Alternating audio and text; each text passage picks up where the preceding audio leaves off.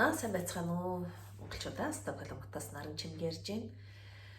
Би өнөөдрийнхаа бичлэгийг болохоор нэг миний сэтгэлд эмзэглүүлж явж байгаа нэг зүйл дээр бас нэг зүйл нэмэгдэж хэлээ л дээ. Хэд хоногийн өмнө саяхан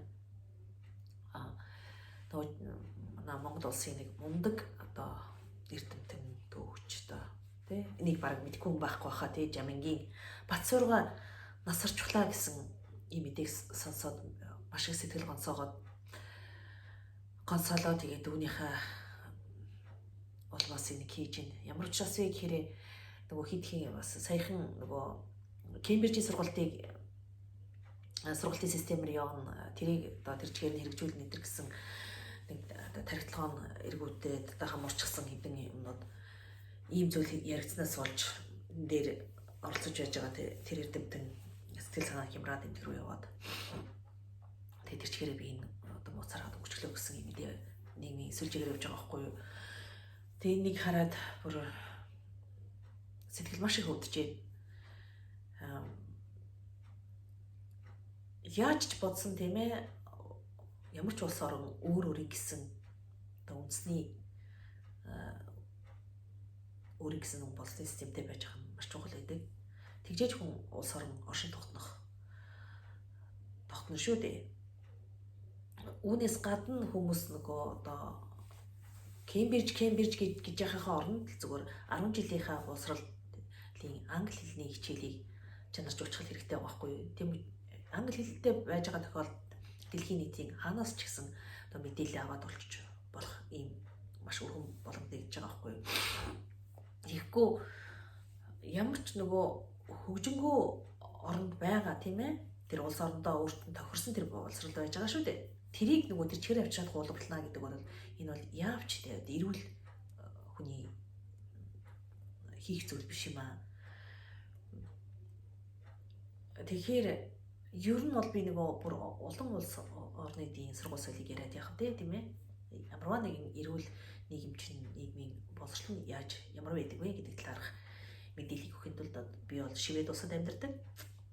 Тэгээд эдний боловсролын систем яаж явагддаг вэ гэдгийг би бол маш сайн мэдж байна.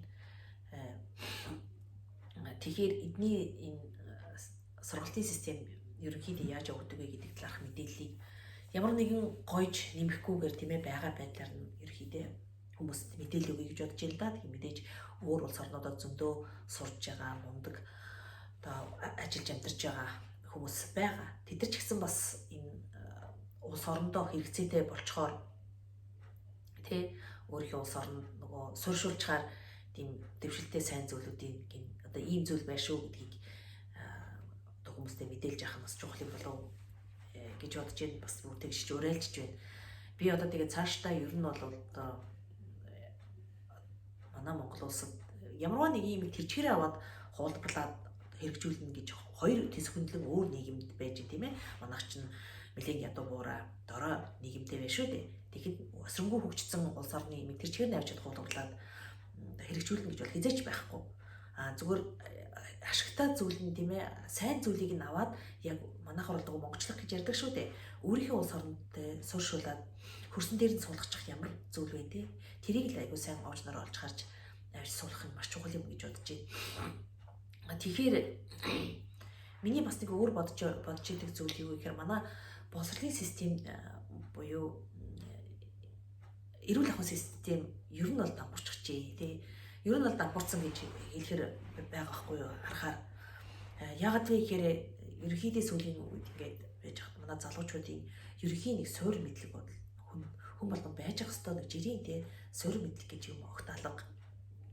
Дээрэс нь эрүүл мэд гэж бол манай Монгол улс зүгээр байхгүй болчих тий. Маш их хавдар тий өвдөдгөө хүмүүс алга.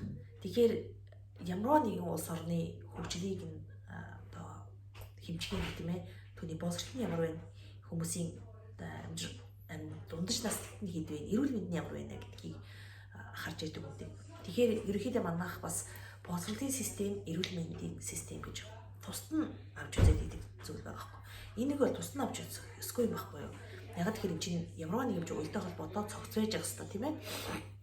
Тэгжээж энэ чинь үр дүнд хүрдэг. Тэгэхээр эрүүл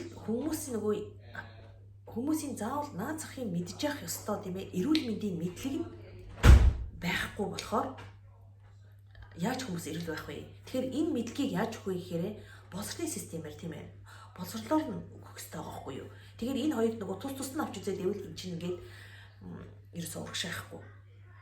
Тэгээ боловсролын систем бол үнэхээр дампуурчихсан байна. Энэ тэр одоо боловсролын сайд ч гэж одоо ямар хүн байдаг юм бэ тийм ээ? Эцэгчүүд минь Монголд байгаа хүмүүс минь ер нь нэгдээд чахаг шаардаад тэр энэ юм хийж өгөхгүй байгаа толгой намурцсан тэр сайд медийг ер нь буулгуулах хэрэгтэй байна шүү дээ. Одоо жишээл хамгийн наазах нь түүхэн хичээл боловсролын аваа ичсэн. Уран зохиол дутуу зохиолын хичээлийг бас аваа ичсэн гэж байгаа байхгүй. Чи одоо юу гэсэн үг вэ те? Ямар за жишээлбэл түүхэн хичээлийг яриад байд түүхгүйгээр хүн ямар ч улс орон оршин тогтохгүй шүү дээ. Тэгэхээр түүхээ мэдэхгүй байна гэдэг чинь те ер нь улс орон мөнхийн шинж шүү дээ.